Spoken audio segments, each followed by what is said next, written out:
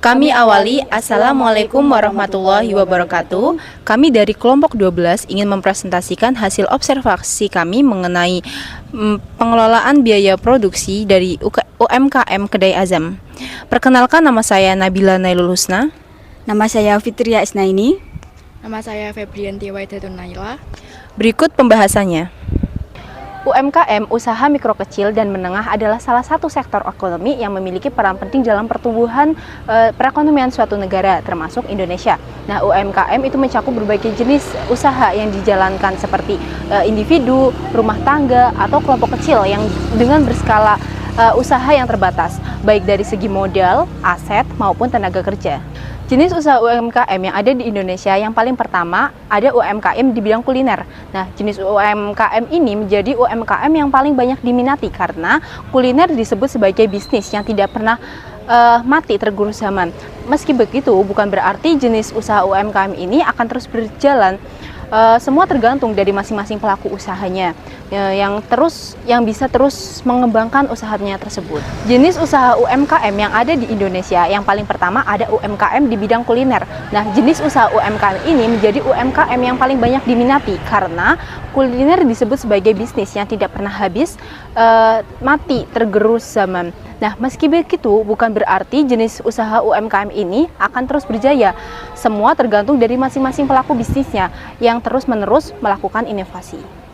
Kuliner merupakan bagian yang tak terpisahkan dari kehidupan sehari-hari yang mampu menghadirkan kebahagiaan dan pengalaman baru. Nah, Kedai Azam merupakan salah satu jenis kuliner yang terkenal di wilayah Kudus, terletak di Jalan Tambak Lulang, Ploso Jati.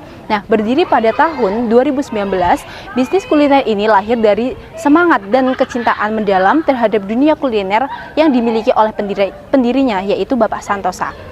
Nah, melihat potensi besar dalam dunia kuliner, kecintaan tersebut mengembangkan menjadi tekad untuk menciptakan bisnis kuliner yang tidak hanya lezat tetapi juga membawa nilai otentik dan inovasi. Nah, dengan fokus pada kualitas bahan, cita rasa yang otentik, serta pelayanan yang prima. Nah, usaha ini terus berusaha menjadi bagian dari momen berharga pelanggan melalui setiap hidangannya. Bisnis ini dimulai dengan langkah kecil. Produk pertama kali diperkenalkan kepada keluarga, teman, dan kerabat dekat. Respon yang positif serta dorongan dari orang-orang terdekat menjadi titik awal untuk membawa usaha ini ke tingkat yang lebih luas. Berbagai tantangan dihadapi, mulai dari menyesuaikan selera pasar hingga membangun brand yang dikenal dan dipercaya oleh pelanggan. Namun, dengan kerja keras, kreativitas, dan dedikasi, bisnis ini perlahan tumbuh dan mendapatkan tempat di hati para pecinta kuliner. Tidak hanya itu, bisnis ini juga berkomitmen untuk terus berinovasi, menghadirkan produk-produk baru, serta menjaga hubungan yang hangat dengan pelanggan. Dengan semangat yang sama seperti saat pertama kali berdiri, bisnis kuliner ini terus melangkah maju untuk menjadi bagian dari perjalanan kuliner masyarakat dan menjadi salah satu pilihan favorit pelanggan yang mencari hidangan lezat dan berkualitas. Sejak awal berdirinya, Kedai Azam memulai perjalanannya dengan langkah yang sederhana. Pada saat itu, menu pertama yang ditawarkan adalah es mie telur jeli, sebuah hidangan unik untuk memadukan es segar dengan kombinasi mie jeli berwarna-warni dan telur jeli yang lembut. Hidangan ini dibuat dengan tujuan memberikan pengalaman kuliner yang berbeda dan menyenangkan bagi pelanggan. Resep yang diciptakan secara kreatif oleh Bapak Santosa ini berhasil menarik perhatian banyak orang, terutama anak-anak dan remaja yang tertarik dan tampilan serta rasa yang menyegarkan. Dengan modal awal sebesar 5 juta rupiah, Kedai Azam memulai operasionalnya dari nol. Modal ini digunakan untuk memenuhi kebutuhan awal seperti bahan baku berkualitas, peralatan dapur sederhana, dan perlengkapan lain yang mendukung usaha. Pengelolaan modal yang bijak memungkinkan Kedai Azam untuk memaksimalkan potensi satu menu andalannya di awal usaha. Kesuksesan menu pertama ini menjadi titik balik bagi Kedai Azam. Dalam waktu singkat, permintaan pelanggan semakin meningkat, dan hal ini mendorong Bapak Santosa untuk menambah variasi menu. Dengan kerja keras, kreativitas, dan dedikasi, Kedai Azam perlahan tumbuh dari yang awalnya hanya menawarkan satu menu hingga kini berhasil menghadirkan lebih dari 35 menu. Meski jumlah menu terus bertambah, Kedai Azam tetap menjaga kualitas di setiap hidangan, memastikan pelanggan mendapatkan pengalaman kuliner terbaik. Pertumbuhan ini tidak hanya mencerminkan kesuksesan Kedai Azam dalam memenuhi kebutuhan pasar, tetapi juga menjadi bukti nyata semangat kewirausahaan Bapak Santosa. Dengan langkah awal yang sederhana namun penuh tekad, Kedai Azam kini menjadi salah satu destinasi kuliner favorit di Kudus. Hingga saat ini, Kedai Azam terus berinovasi, menghadirkan cita rasa baru, serta menjaga hubungan baik dengan pelanggan. Kedai ini terus melangkah maju, membawa kebahagiaan dan pengalaman berkesan melalui setiap hidangan yang disajikan. Dalam penelitian ini kita memfokuskan pada satu menu, yaitu menghitung biaya produksi es teler. Nah, analisis biaya produksi untuk menu es teler melibatkan perhitungan detail terhadap seluruh komponen biaya, mulai dari bahan baku utama seperti buah alpukat, kelapa muda, nangka, melon, mutiara, jeli, hingga bahan pelengkap seperti sirup susu kental manis dan es batu. Nah, selain itu biaya operasional seperti tenaga kerja dan biaya listrik.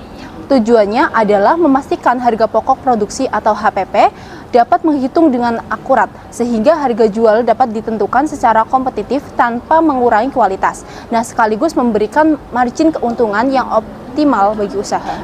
Baik, selanjutnya di sini saya akan menjelaskan tentang analisis biaya produksi. Nah, biaya produksi itu merupakan semua pengeluaran yang dikeluarkan untuk mengelola bahan baku menjadi produk jadi yang siap dijual. Biaya ini terdiri dari 3 komponen utama, yaitu ada biaya tetap, biaya variabel, dan volume produksi. Yang pertama ada biaya tetap. Biaya tetap adalah elemen biaya yang tetap dan tidak berubah tergantung pada volume produksi atau tingkat aktivitas bisnis. Ini mencakup biaya seperti sewa tempat, ada gaji karyawan, dan biaya lainnya. Berikut biaya tetap dari usaha Kedai Azam milik Pak Santo. Yang pertama ada biaya listrik, air, dan telepon. Nah, biaya tersebut itu menghabiskan sekitar 30.000 per hari. Jadi untuk per bulannya yaitu 900.000. Nah, yang kedua itu ada gaji karyawan. Jadi satu karyawan itu digaji 120.000 per hari. Nah, untuk karyawannya sendiri itu di Kedai Azam itu memiliki 5 karyawan. Jadi otomatis menghasilkan 600.000 per hari. Selanjutnya yaitu biaya variabel. Biaya variabel adalah komponen biaya dalam operasional perusahaan yang berfluktuasi sejalan dengan volume produksi atau aktivitas bisnis. Di sini kami memfokuskan kepada salah satu menu yang ada di Kedai Azam, yaitu es teler. Biaya bahan baku es teler untuk yang pertama ada kelapa dengan harga 300.000 per harinya.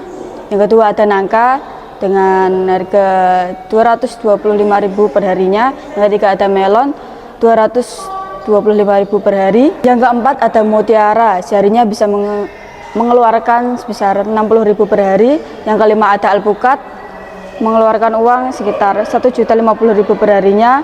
Yang keenam ada jeli, 40.000 per hari. Yang ketujuh ada susu kental manis, 80.000 per hari. Yang ke-8 ada sirup, 60.000 per hari. Dan yang ke-9 ada es batu, 50.000 per hari. Selanjutnya yaitu volume produksi. Volume produksi adalah jumlah total barang atau jasa yang dihasilkan oleh suatu perusahaan atau unit produksi dalam periode waktu tertentu. Volume ini biasanya diukur berdasarkan kapasitas produksi yang dimiliki oleh perusahaan, permintaan pasar, dan efisiensi proses produksi. Berdasarkan hasil observasi, kami menghitung volume produksi yang ada di Kedai Azam. Dalam volume produksi yang dihasilkan es teler perharinya bisa mencapai 340 porsi per hari. Berikut merupakan perhitungan dari harga produksi es teler tiap titiknya. Cara menghitungnya yaitu dengan menjumlahkan biaya tetap ditambah harga variabel kemudian dibagi dengan jumlah produksinya. Biaya tetapnya 630.000 ditambah harga variabelnya 2.090.000 dan dibagi jumlah produksi 340.000 porsi, jadi hasilnya 8.000. Selanjutnya yaitu penentuan harga jual. Pemilik Kedai Azam menentukan harga jual berdasarkan biaya produksi ditambah margin keuntungan. Dalam kasus ini, biaya rata-rata per porsi 8.000 dan harga jual sebesar 10.000 per porsi untuk es teler. Itu artinya Pak Santo mengambil keuntungan sekitar 25%. Dari hasil observasi yang telah kita lakukan, jelas terlihat bahwa pengelolaan biaya produksi adalah aspek yang sangat penting bagi keberhasilan UMKM.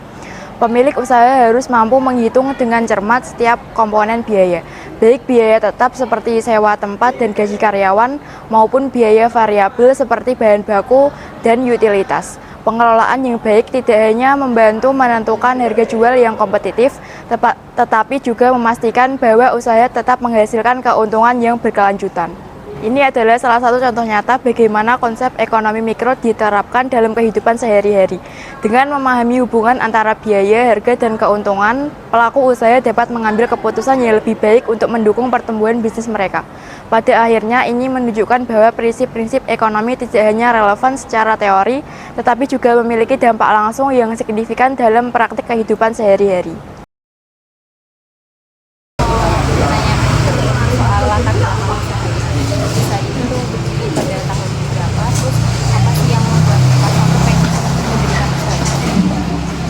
Kita buka usaha kuliner latar belakangnya kita suka kuliner, kita suka jajan, kita suka makan-makan. Jadi kita langsung berkeinginan pengen buka kuliner. Sebelumnya kita bukanya kan usahanya kan ada komputer. Usaha itu nomor 1, nomor 2 pelayanan, nomor 3 balu harga. Kalau enak, rasanya enak, mau harga berapapun pasti dicari. Enak, pelayannya bagus, pasti dicari. Harga nomor 3. Boleh tahu modal awal mulai usaha ini berada di mana dan kira-kira berapa? Modalnya kita ya dari kita sendiri kita ada beberapa modalnya kita cuma 5 juta. 5 juta untuk membeli bahan baku, mungkin kita ada tempat.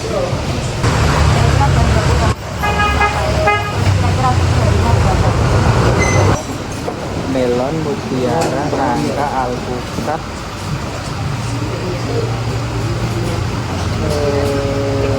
degan, mangga ada, jadi cuma 5 itu. Demikian penjelasan dari kami, kurang lebihnya mohon maaf. Wassalamualaikum warahmatullahi wabarakatuh.